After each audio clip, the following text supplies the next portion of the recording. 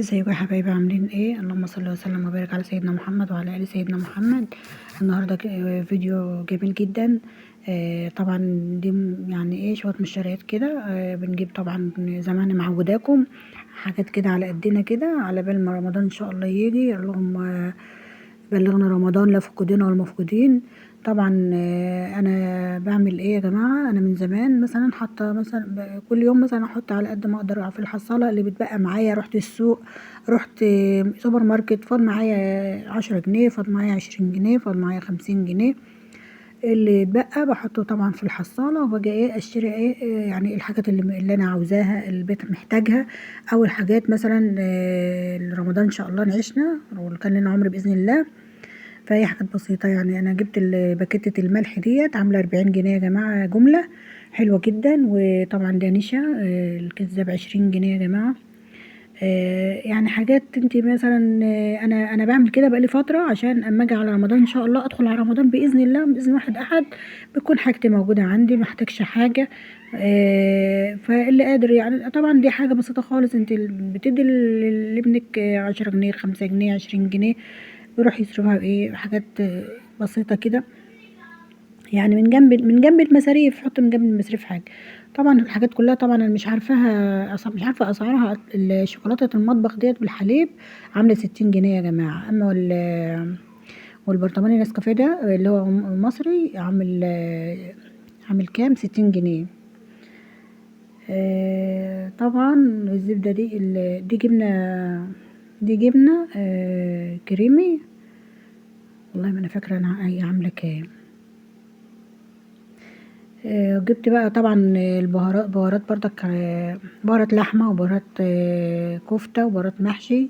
طبعا ما انت عايزة الصنف اللي انت عاوزاه بتزيد معاه. يعني انا مثلا الواحدة من ده عاملة 30 جنيه، 40 جنيه، على حسب ايه النوع اللي انت هتاخديه. جبت 3 برضك ايه استخدمهم يعني كل فترة اجيب لي حاجة. يعني اكون بقول لك ان شاء الله على رمضان باذن الله كل حاجتي تبقى معايا، ما احتاجش حاجه يا جماعه. الشوكولاته برضك بتاعه المطبخ دي بحتاجها، الشوكولاته اللي هي البودره ديت بحتاجها في الوصفات اللي انا بعملها طبعا. ده برضك باكو كريم شانتيه. يبقى عندك موجود عندك، يبقى الظروف في اي وقت تحتاجي. انا بحب الحاجه عندي يا جماعه كده ايه تبقى ايه يعني موجوده. محتاج اعمل اي وصفه بلاقي الحاجه موجوده عندي. ده برضك لبن بودره اهوت دول 3 اكياس كده اتفتح مني وانا وانا بقطعه. وطبعا جبت ده قلت اجربه اللي هو بتاع الشوكولاته ده، مشروب شوكولاته كده.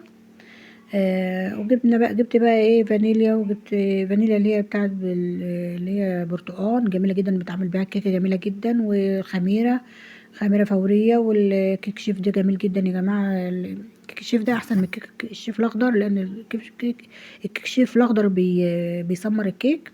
فانا بحب ان انا اجيب ديت. وديت برضك ايه ديت علبة سمنة كده كيلو. بس انا والله في اسعار انا عارفاها واسعار ما عدتش فاكراها بصراحة. بس كده دولة المشتريات بتاعتنا حلوين. وجبت طبعا لا جبت اللبن ده كنت حطيته في التلاجة بالليل. يعني كنت جايبة الحاجة دي على بيات، حطيت اللبن طبعا في الفريزر لغاية ما ايه اصور الفيديو. عندنا الكيلو اللبن اللي هو الجماسي ب35 جنيه يا جماعة. مين عنده كيلو اللبن الجماسي ب35 جنيه؟ بجيب اللبن برضك احطه في الفريزر، اسحبه واعمل منه مثلا وصفة، اعمل معمر. بجيب كمية مثلا 3 كيلو ب3 كيلو 2 كيلو زي على حسب ما انا بقدر، وبحطه في الفريزر وبسحب منه. فالحاجة يا جماعة ما يكون في البيت بتبقى جميلة احسن من القرش. والله الحاجة ما في البيت موجودة معاكي احسن من الفلوس. الفلوس ما يعني ايه، الفلوس ملهاش قيمة ولا اي لازمة. يعني انت بتجيبي حاجة احسن. الحاجة كل مدى بتغلى وفي زيادة، فانت بتجيبي الحاجة بتبقى عندك بزيادة ايه. ما تحتاجيش بقى ابنك عايزة تنزليه يقولك لا انا مش رايح. انت بقى مثلا ممكن تكوني مش قادرة تنزلي، فكل حاجة تبقى عندك كده. انا اجيب مثلا كميه باخد على قد باخد. اجيب لو جبت 2 كيلو باخد كيلو على يعني للاستخدام، واحط كيلو في التلاجة. زي ما انا معوداكم يا جماعه. الحاجه حلوه اوي في البيت، الحاجه حلوه احسن من الفلوس. حاولي تعملي كده كل ما توفر معاكي قرش تجيبي كل اللي نفسك فيه. على رمضان ان شاء الله هتكون كل حاجه عندك وكل حاجه موجوده. مش هنشيل هم حاجه طبعا. يا رب ان شاء الله يرخي قوت المسلمين. يا رب كل واحد يجيب كل اللي نفسه فيه في بيته ولولاده. ويا رب ان شاء الله تبقى سنة سعيدة علينا ان شاء الله، ويجي لنا كده رمضان واحنا بكامل الصحة والعافية احنا واولادنا، وخلي لكم ولادكم وخلي لنا اولادنا يا رب، ويهديهم ويبارك في اعمارهم. وانا بحبكم في الله، مع الف سلامة في رعاية الله.